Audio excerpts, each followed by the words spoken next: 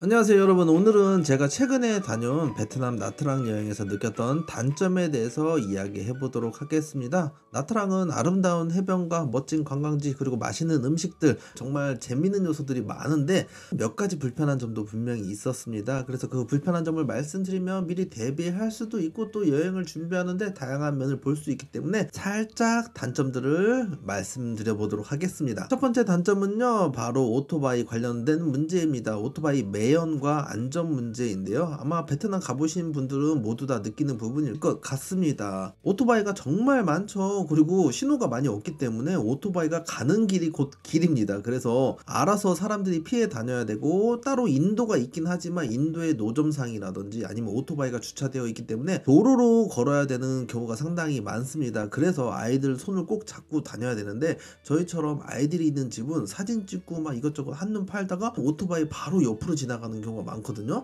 그래서 실제로 저도 사진 찍고 이것저것 구경하다가 아이들이 오토바이에 부딪힐 뻔한 적이 몇 번 있습니다. 저도 깜짝 놀랐는데, 그래서 무조건 아이들하고 가실 때는 아이들을 안쪽 인도 쪽으로 몰아놓고 손을 잡고 걸으셔야 될 것 같고요. 오토바이 부딪히거나 사고 문제에 관련해서는 알아서 좀 조심해서 천천히 간다 뭐 이렇게 피할 수 있지만, 공기질은 피하기가 상당히 어렵습니다. 특히나 매연, 오토바이 매연도 상당히 심각한 문제인데 실제로 베트남도 이 문제를 알고 있죠. 그래서 전기 오토바이로 많이 바꾸려고 하는데 생각보다는 빨리 바뀌지 않는 것 같습니다. 저도 이번에 나트랑 가서 조금 많이 바뀌었을까라고 기대를 해봤는데 역시나 전기 오토바이는 많이 보이지 않더라고요. 그래서 오토바이가 내뿜는 매연이 상당히 많고, 또 공기질이 안 좋은 날에는 그게 더 심각하게 느껴질 수도 있는데, 아이들은 키가 작잖아요. 그래서 아이들은 보다 직접적으로 매연을 맞는 경우가 있기 때문에 이런 것들을 좀 피하고 싶거나 아니면 조금 신경 쓰인다 하시는 분들은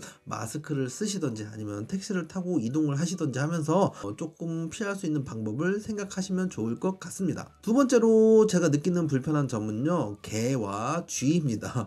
특이하게 고양이는 많이 안 보이는데 개들은 정말 많이 보이거든요. 개들이 풀려서 돌아다녀요. 누구 하나 목줄을 하지 않습니다. 입마개는 당연히 하지 않고요. 그래서 개들이 전체적으로는 순해 보이는데 개가 인성을 갖춘 게 아니잖아요. 그래서 이 개들이 돌아다니면서 사람을 무는 경우도 있기 때문에 알아서 조심하고 알아서 피해야 되는데, 그러기에는 개들이 생각보다 많이 있더라고요. 대충 눈치 봐서 알아서 피해야 되는 상황인데, 저는 알아서 피하고 물려도 빠르게 대처를 할 수 있겠지만 아이들은 또 그게 쉽지 않잖아요. 그래서 조금 상태 안 좋은 개가 보이거나 조금 싸나 보이는 개가 보인다면은 아이들을 좀 안거나 아니면 살짝 조금 멀리 돌아가는 방향을 선택하셔야 될 것 같습니다. 그리고 개만 많은 게 아닙니다. 쥐도 상당히 많이 있습니다. 제가 이상하게 쥐를 참 많이 봤는데요.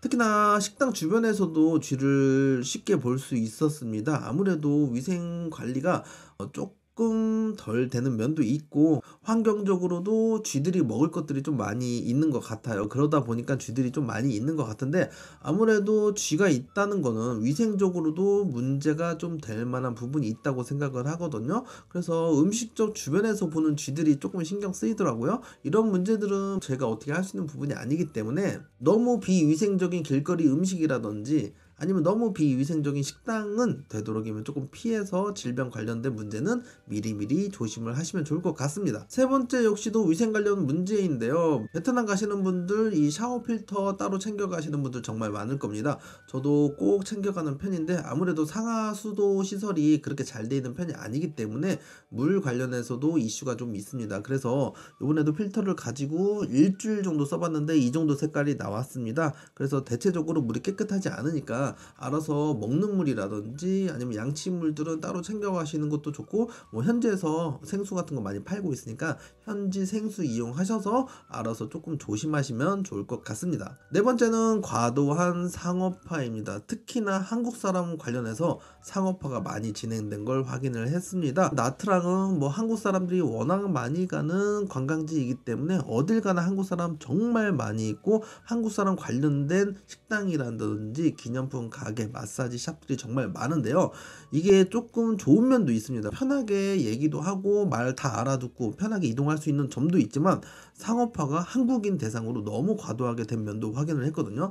특히나 과일값 같은 것들도 이상하게 한국 사람이 많이 가는 과일 가게는 훨씬 더 비싼 걸 확인을 했고요. 마사지 샵도 그렇고 식당도 그렇고 한국인 단체 관광객이 가면은 똑같은 한국 사람인데도 조금 더 받더라고요. 그게 참 신기했는데, 그러다 보니까 현지 물가가 한국 대비 엄청 싸다는 느낌을 받지 못할 때가 있습니다. 물론 요즘 한국 물가도 미쳐 날뛰긴 했지만 이거는 특정 한국인을 대상으로 해서 물가가 조금 높은 편이기 때문에 여러 군데를 비교하면서 다니면 좋을 것 같고요. 제가 이거 관련해서도 영상을 조금 남길 텐데 거기에서도 똑같은 망고, 똑같은 두리안인데도 가격이 3배 이상 차이 나더라고요.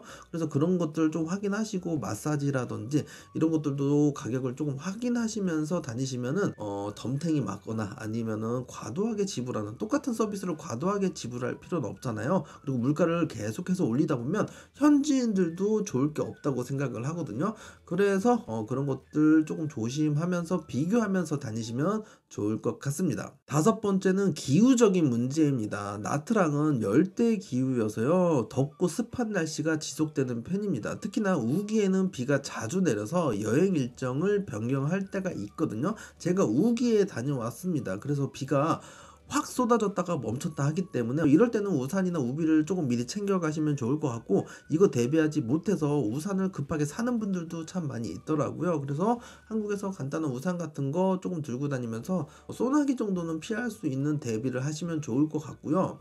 요즘 기상 이변이 참 많잖아요. 그러다 보니까 날씨가 전체적으로 많이 뜨거워졌습니다. 그래서 현지 사람들도 너무 뜨겁게 느껴질 정도로 날씨가 많이 더우니까 이 점 참고하셔서 양산 같은 것도 하나 준비하시면 좋을 것 같고요. 저는 우기에 갔는데 날씨가 너무 좋았습니다. 오히려 구름이 좀 낀 상태로 다녀서 너무 좋았는데 잠깐 2, 3일 정도 해가 쨍쨍하게 뜬 적이 있거든요. 그때 물놀이 잠깐 했더니 등이 다 타고 얼굴 피부가 벗겨질 정도로 해가 뜨거웠습니다. 그러니까 날씨가 어느 정도 뜨거워졌는지 가늠할 수가 있는데 확실히 예전보다 날씨도 많이 더워졌고 지구 전체적으로 좀 뜨거워졌다라는 생각이 들거든요. 그래서 우기에 가시는 분들도 선크림 꼼꼼히 바르시고 햇빛 대비를 하셔야 된다라는 말씀을 좀 드리고 싶습니다. 마지막으로 소음과 혼잡함입니다. 나트랑은 한국인 관광객이 특히나 많이 찾는 곳이라서 일부 지역에는 한국인들이 워낙 많이 몰립니다. 그래서 혼잡하기도 하고 소음 문제도 있습니다.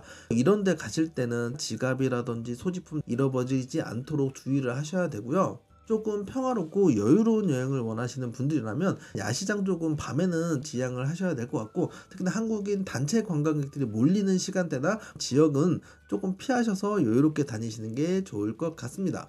저희 와이프는 이번 나트랑 여행이 가장 좋았다고 합니다. 저 역시도 굉장히 저렴한 가격에 질 좋은 서비스와 여러가지 볼거리, 즐길거리, 먹거리를 즐기고 왔기 때문에 너무나도 만족스러운 여행이었는데, 그 중에서도 몇 개 안 되는 단점을 말씀드린 거고요. 한국에서 이 정도 거리에 이 정도 물가로 즐길 수 있는 나라가 생각보다 많이 없습니다. 그리고 한 가지 말씀드리지 않은 부분이 있는데 바로 모기입니다. 우기 시즌에 모기가 있거든요.